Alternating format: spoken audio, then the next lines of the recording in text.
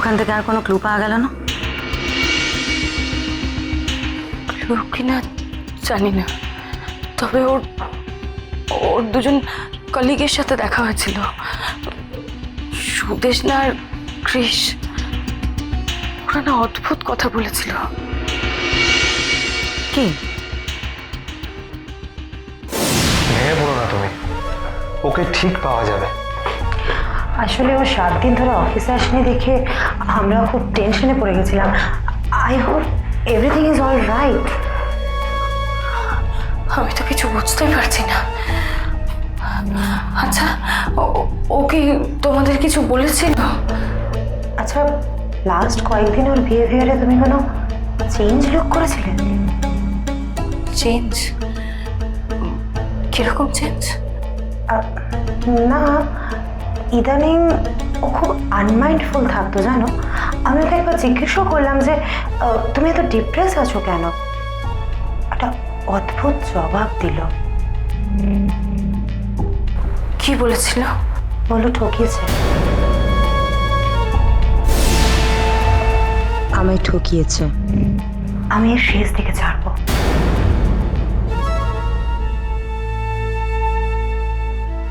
ঠকিয়েছে? ঠকিয়েছিল? কার কথা বলেছিলেন উনি কিছু জানো না তুমি?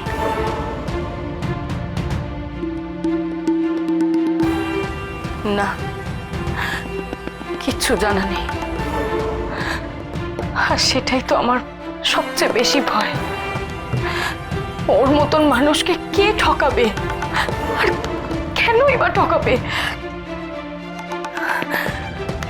ওর মধ্যে কোনো ডেসপারেশন লক্ষ্য করেছো তুমি? কিচ্ছু টের পাইনি। টের পেলে তো আমি ওর কাছ থেকে সব জেনে নিতাম। আচ্ছা ঠিক আছে, বসো বসো।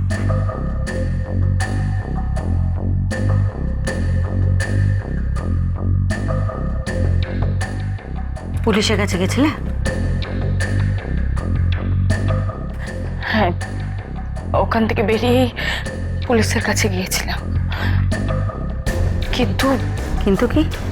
আমি প্রথমে লোকাল থানায় যাই। ওখানকার যিনি ওসি ছিলেন উনি আমার কথার কোনো গুরুত্বই দেয়নি। উনি আমাকে বললেন, দেখো গিয়ে,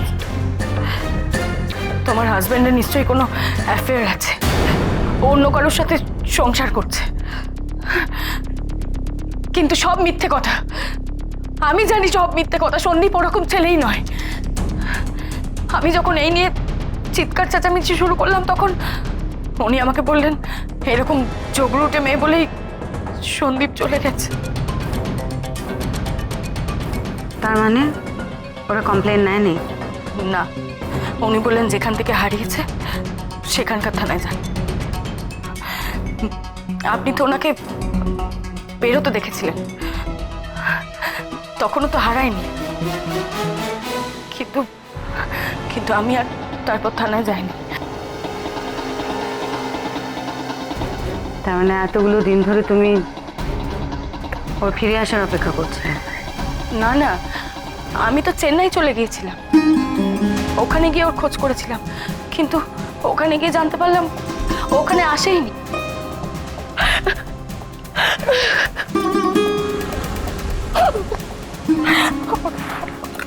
প্লিজ আপনি কিছু একটা করে খুঁজে দিন না ওকে, প্লিজ খুঁজে দিন না ওকে। তুমি শান্ত হও আগে। আচ্ছা আমাকে বলো তো, তুমি কতদিন চেনো সন্দীপকে? কেন কেন এমন প্রশ্ন করছেন? আমি ওকে বিয়ের থেকে চিনি। তোমাদের বিয়ের কতদিন হয়েছে? 3 বছর। সম্বন্ধ করে বিয়ে? হ্যাঁ, কিন্তু তার জন্য আমাদের সম্পর্কে কোনো প্রবলেম ছিল না। হ্যাঁ মানছি, কিন্তু তুমি তো বিয়ের আগে ওকে চিনতে না? হতে তো পারে যে বিয়ের আগে ওর কারোর সঙ্গে সম্পর্ক ছিল, তার কাছে ও চলে গেছে। না, এটা ইম্পসিবল। কারণ আমি সন্দীপকে খুব কাছ থেকে চিনি, খুব ভালোবাসি আমি ওকে। আর ওর মতন মানুষ হয় না। ও কখনো নিজের জন্য ভাবে না, কোনোদিনও না। ও নিজের প্রাণ দিয়ে হলেও অন্যের হেল্প করে। ওর মধ্যে কোনো মিথ্যে নেই। অভয়াদি, বিশ্বাস করুন, আমি ওকে চিনতাম। ওকে আমি বড্ড ভালোবাসি। ওরকম একটা মানুষকে ভালো না বেশে পারা যায় না অভয়াদি। অভয়াদি প্লিজ, আপনি ওর নামে আজে বাজে কথা বলবেন না প্লিজ। ঠিক আছে ঠিক আছে, তুমি বসো প্লিজ প্লিজ। দেখুন, আমি জানি ও কিরকম ছিল। আমি ওকে বড্ড ভালোবাসি অভয়াদি। এই কটা দিন আমি কিভাবে কাটিয়েছি আমি জানি। ওকে ছাড়া কাটানোটা সম্ভব নয় আমার পক্ষে। আমার মন বলছে ওর কিছু একটা হচ্ছে না হলে।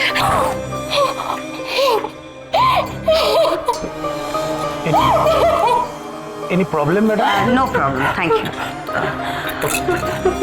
শোনো, নিজেকে কন্ট্রোল করো প্লিজ। এটা অভয় মুখার্জি না? হ্যাঁ, কালী কলকাতা বাড়ি। নিশ্চয়ই নতুন কোনো কেস টেস হবে। Control yourself. তুমি যদি এভাবে সারাক্ষণ কাঁদো তাহলে কিন্তু আমার পক্ষে তোমাকে হেল্প করা সম্ভব হবে না। সরি, আমি এরকম আর করবো না। আসলে এই প্রথমবার আমি কাউকে সবটা বললাম। এর আগে আমার কথা কেউ শোনেইনি। যারা শুনেছে তারা সবাই আমাকে শুধু আজে বাজে প্রশ্ন করেছে, নিজেদের কৌতূহল মেটানোর চেষ্টা করেছে। আমাকে সাহায্য করার জন্য কেউ কিচ্ছু করেনি। আমার অসহায়তার মজা নিয়েছে সবাই। আমার একবার তোমার বাড়ি যেতে হবে এখন। আমি সন্দীপের ঘরে জিনিসপত্র দেখতে চাই, আপত্তি আছে কোনো? না, তা না, আসলে চলো তাহলে বাকি কথা যেতে হবে। এসো।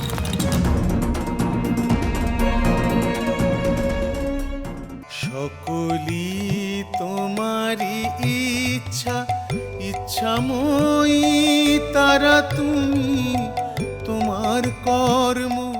হ্যাঁ গো, দেখো দেখি মালপোটার রস ঢুকেছে কিনা। ও বাবা বাবা, তোমার হাতের তৈরি মালপোয়া তাতে রস ঢুকবে না? এই কখনো হয়েছে কোনোদিন?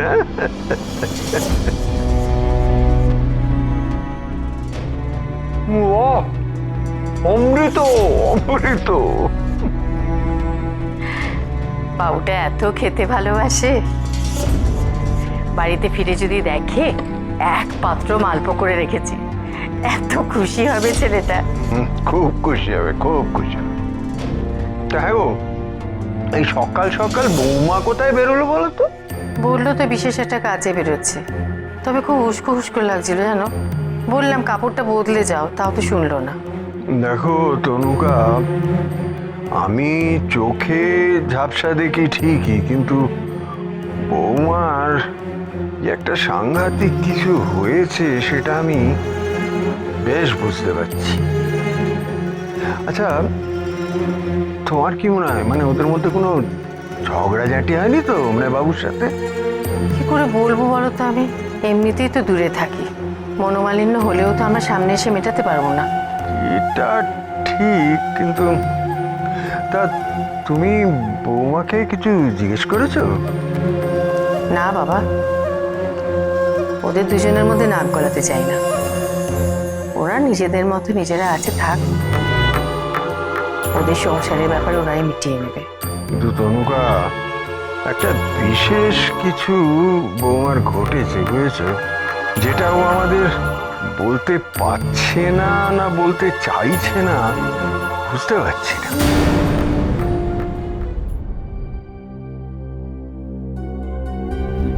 অভয়াদি, একটা রিকোয়েস্ট ছিল। তোমার বাড়িতে যাওয়াতে আপত্তি আছে? না, তবে আমার শ্বশুর শাশুড়ি কালকেই সবে এসেছে। মানে ওনারা এখানে থাকেন না, দুর্গাপুরে থাকেন। কলকাতায় আসেন মাঝে মাঝে ছেলের কাছে থাকতে, এবারে তাই এসেছেন। ওনারা বয়স্ক মানুষ, আমি ওনাদের সত্যিটা কিছু বলিনি।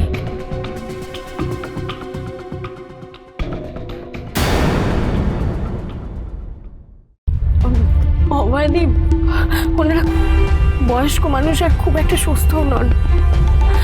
আমি প্লিজ তোমায় রিকোয়েস্ট করছি, তুমি ওনাদেরকে সত্যিটা বলো না। ওনারা নিজেরা ছেলেকে ফোন করেন না? আচ্ছা, অফিস কলিগদের নাম কি বললে? সুদেশনা আর কৃষ। জয় কালী জয় কালী কলকাতা वाली